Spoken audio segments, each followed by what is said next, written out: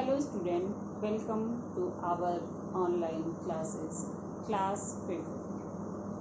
बच्चों हम लोग चैप्टर नंबर 9 पढ़ रहे थे, जिसमें हम लोगों ने पेज नंबर 52 का पैराग्राफ फर्स्ट, सेकंड और थर्ड पढ़ा हुआ था। अब हम चलते हैं पैराग्राफ नंबर 4 पे। गीत से पहुँचे संगीत पर।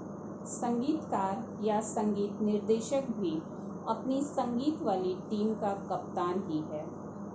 टीम के गीत के बोलों के अनुरूप धुन बनाना, कभी गायक की आवाज़, कभी किसी वाद्य विशेष और कभी वाद्य यंत्रों के संयोग को प्रमुखता देना या किसी धुन को पृष्ठभूमि में रखना, यह संगीतकार का काम है।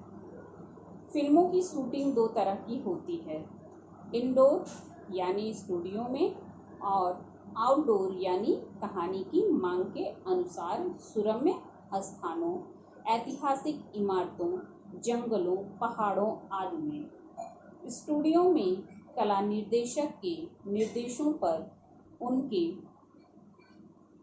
कुशल सहायक प्लाईवुड, वॉलपेपर, लकड़ी जैसी चीजों से महल, इमारतें, प्राकृतिक दृश्य आदि चतुराई से गढ़ डालते हैं।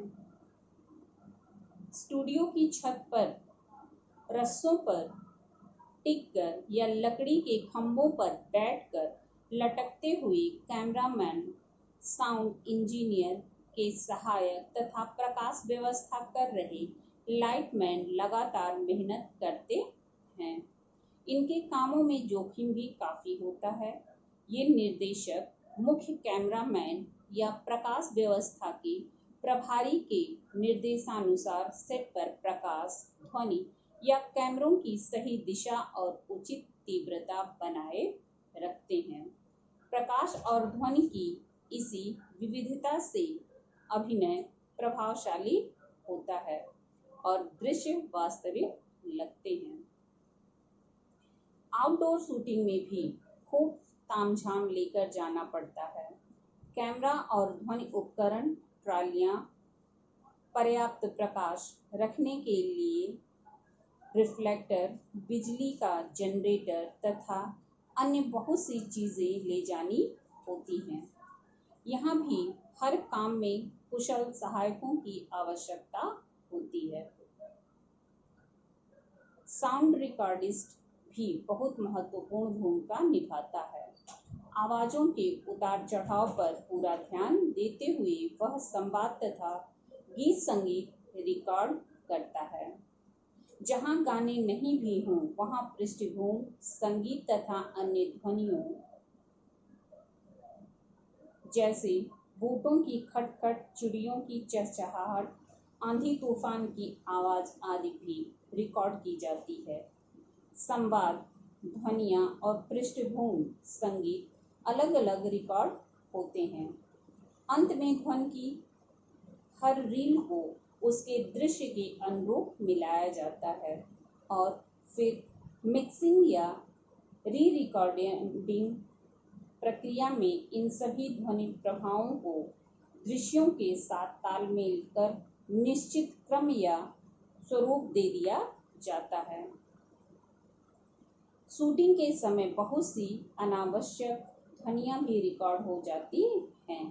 इसके लिए कलाकारों को स्टूडियो में तैयार फिल्म अलग अलग टुकड़ों में दिखाई जाती है। पर्दे के पीछे की आवाज़ को काटकर यह आवाज़ ईयरफोन के माध्यम से कलाकारों के कानों तक पहुंचती है। पर्दे पर आ रहे दृश्यों में अनेक होठों के कंपन और हाव भाव देखते हुए कलाकार फिर संवाद बोलते हैं, जो रिकॉर्ड कर लिए जाते हैं। इस प्रकार जो साउंड ट्रैक मिलता है उसे शूटिंग के दौरान बने साउंड ट्रैक के स्थान पर फिल्म में लगा दिया जाता है। यह प्रक्रिया डबिंग कहलाती है।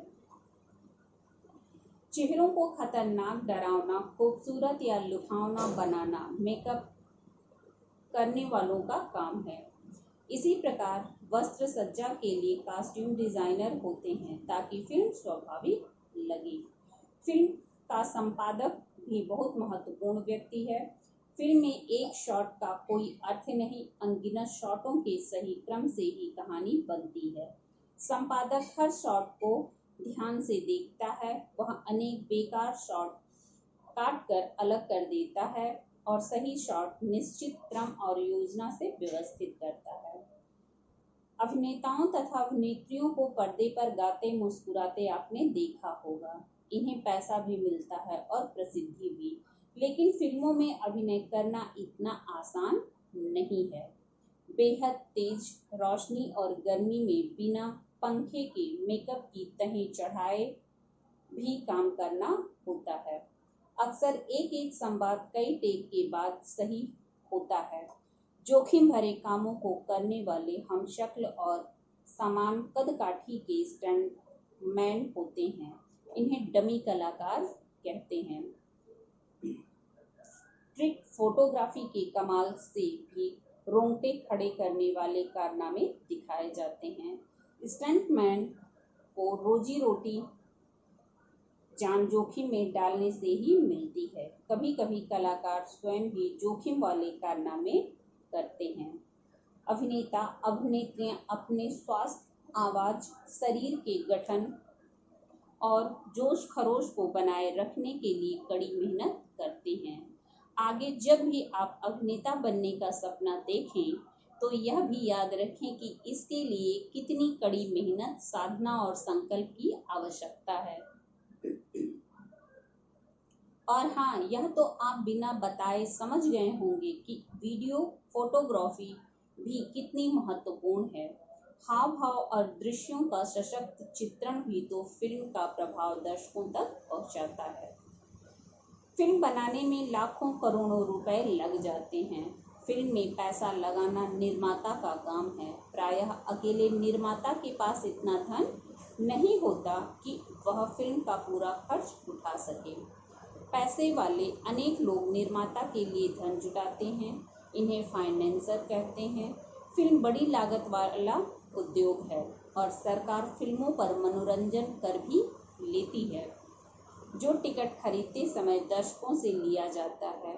अच्छी फिल्मों को प्रोत्साहन देने के लिए सरकार उन पर मनोरंजन कर माफ कर देती है, तब ये फिल्में टैक्स फ्री हो जाती हैं।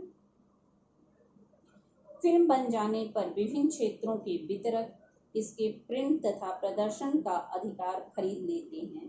फिर ये फिल्म सिनेमा हॉलों को फिल्म के प्रिंट उपलब्ध कराते हैं। अब तो आप जान गए होंगे कि फिल्म बनाना एक टीम का काम है। इस टीम में कई खिलाड़ियों का योगदान होता है। तो हमारा ये चैप्टर यहाँ पे फिनिश होता है। आप लोगों ने समझ लिया ना कि जो हम वो 2-2.5 घंटे की फिल्म देखते हैं उसको बनाने के लिए कितने लोगों को काम करना पड़ता है और क्या क्या करना पड़ता है। ये सारी चीज़ें आप लोगों को पता चल गई ना। अब हम आपको नेक्स्ट वीडियो मिलेंगे, तब हम आपको इसकी एक्सरसाइज बताएंगे और फिर क्वेश्चन आंसर का PDF देंगे। Okay, thank you.